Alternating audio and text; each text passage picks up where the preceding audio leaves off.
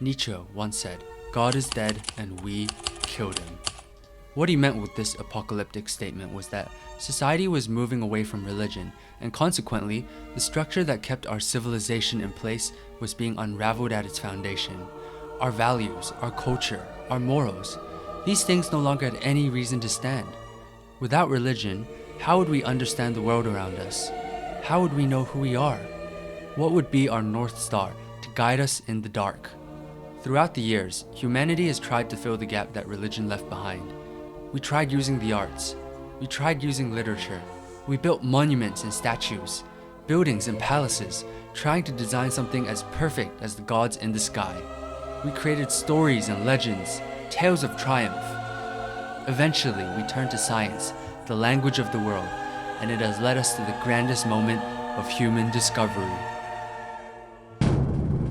Psychology tests. Yes, a select few of our intellectual elites discovered that we don't need any gods or religion, because as long as we know which one of the 16 personalities we are, we have all the tools we need to navigate the world. Why worship a god when you can be one? And before you dismiss this message as stupid, I want you to consider the times you've met someone new. Within that initial conversation, how long does it take before someone inevitably starts talking about how introverted they are? Granted, the specifics of the conversation depend on who's talking. If you're an Asian chick, you're most likely using MBTI. If you're a middle-aged white woman, you're probably using the love languages. If you're a nerd, you're probably using your Hogwarts house. And if you're a basement dweller, you're probably using some random Greek letters or some shit. The point is, people are controlled by psychology. They'll find some psychology test or watch some random video on the internet and base their personality off of it. We've become so meta that we now base our personality off personality traits. Forget having a full spectrum of emotions like a normal human. Let's take one emotion and make it an entire personality. The biggest and most obvious example of this is introversion. In many ways, I feel like introversion is the Christianity of personality traits. People used to introduce themselves as Christians, now people introduce themselves as introverts. People used to quote scripture, now people quote relatable introvert content. People used to bring signs that say, "Repent and be saved" to protests. Now there are always people who bring signs that say, "So bad even the introverts are coming out." As unproductive as it is to bring signs telling people that they're going to hell at a random political protest, at least those signs are a reflection of what they believe. What does it even mean to bring an introvert sign? I mean, unless I'm tripping, introversion doesn't have any political affiliation. You can believe anything you want as an introvert. You know what would be funny though? If protesters from both sides brought the introvert signs, yelling at each other about how much they don't want to be there. This leads me to another point. You are not an introvert. Around 50% of the world is introverted, which means that millions of you are imposters. This is like how statistically 50% of all Australians are Christians. 50% of Australians are certainly not Christians. Have you been to that country?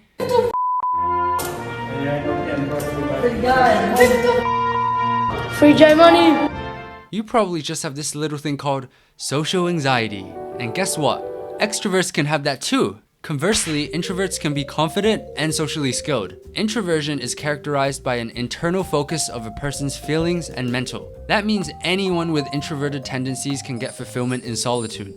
I bet for many of you self-proclaimed introverts who claim to hate people, the moment you go back home, you're just scrolling through TikTok, building parasocial relationships with random internet personalities, and crying about the next time you can hang out with your friends again. Come closer to the mic. Listen here, you little shit. You're just lonely. You're depriving yourself of social interaction because you have too much anxiety to do anything about it. I say this out of love and as someone who largely identifies as an introvert. Go make some friends, fool. This brings me to my next major trait. Do you have a guess? If you said extroversion, you're wrong. When have you actually met someone who introduces themselves as an extrovert? No, it doesn't happen. They're too busy identifying as rock climbers or some shit.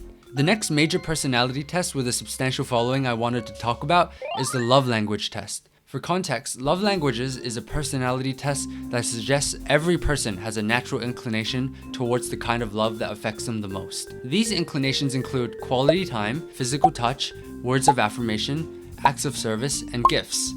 I've always thought this test was absurd and made no sense whatsoever. The test presents 5 love languages as if the only difference between them is categorical, when in reality it functions more like a hierarchy. Not all the languages are equal. Some of them are more fundamental to relationships than others. Picture 2 hypothetical couples. Couple A spends lots of quality time together, giggling, doing cute things.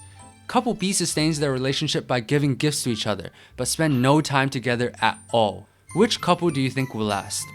Gee, I wonder. It's as clear as Keanu Reeves' eyes that there is a clear order of precedence when it comes to love languages that exceeds just preference. Let me quickly revamp this test and make it realistic. First off, we're getting rid of gifts. No one has gifts as their fundamental way of being loved, and if they do, then you should get the hell out of that relationship. Second of all, let's combine several love languages and change their names. In the new languages, there are only going to be 2 categories. The first category I am pioneering will combine the languages physical touch and quality time. This category I will name the Loneliness Self-Report. The reason I call it this is because the people who usually say that these are their love languages are just lonely as hell and crave some love. Don't even pretend, brother. Why else would you admit that you want to be touched in public? I see the defeat and sadness in your eyes every time you talk about it. Category 2 contains acts of service and words of affirmation. I like to call category 2 sulfuric acid.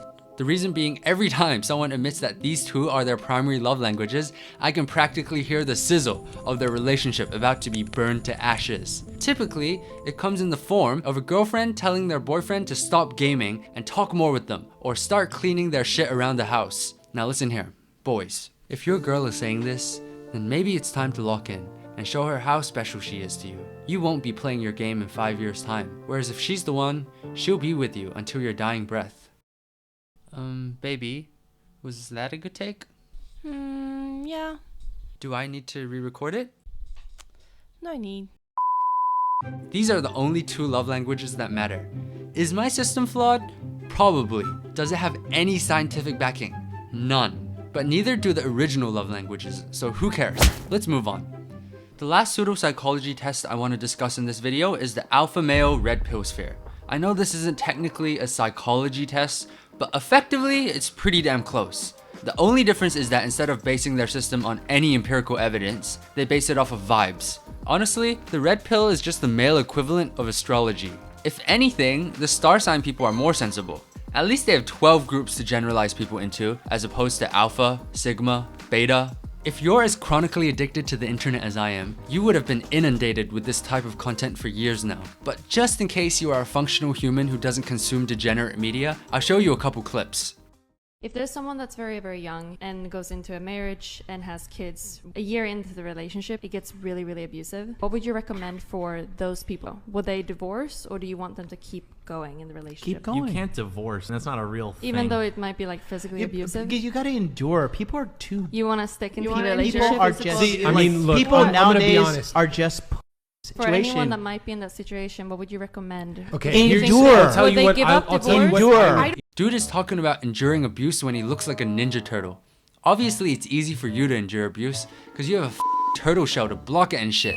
The rest of us can't do that. Roll another clip. What is the likelihood of finding a man that can actually take care of you physically, emotionally, financially, that you're attracted to, that you look up to, that's building you up? It's very, very low. I'll put it to women like this. You're gonna leave me for a man that you love less that's gonna cheat on you anyway. If I could, I would write a check for $1 million right now. I would be worth 10x more if that feeling inside of me, that sexual urge as a man was gone. I'm telling you honestly, my whole 20s, I dealt with the pain of leaving women I love because I wanted to cheat on them. I wish I'd have been in a place where I could have just told them the truth, but I didn't know any better because I was young. It's in us. It's truly in us. And if a man cheats on you, yes, it's gonna hurt. You're gonna cry. He should show up for you, but I don't necessarily think you should leave, because finding a man that's gonna take care of you emotionally and financially and physically is gonna be hard to come by.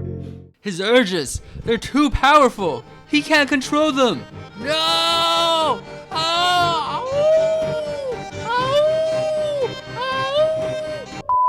I have a theory on why these dudes act like this. I think they're all secretly Twilight fans and base their personality off of the werewolf.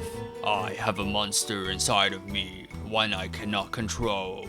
It's either that or they're snorting sinful amounts of copium, trying to sell people on how self-disciplined they are while giving themselves the excuse to behave however they want. Before I move on, I'll say this.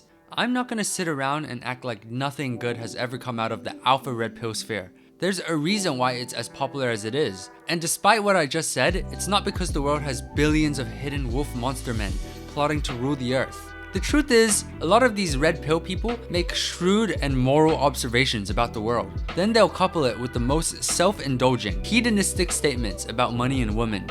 Isn't it ironic that these red pill people, who purport to be the final defenders of traditionalism, are the ones promoting the things that most religions warn people against? False prophets.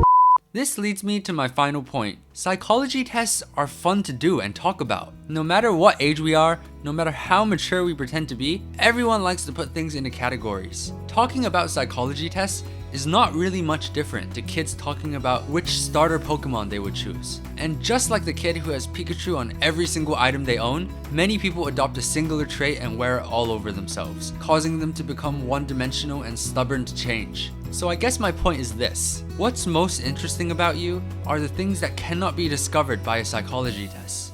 So take off your Pikachu shirt. You might like what you find underneath. Thanks for taking your time to watch this video. It's my first video, so I'm sure I made a ton of mistakes that I'll agonize over later, but I really enjoyed it. If you did too, then please consider following me to see what I do next.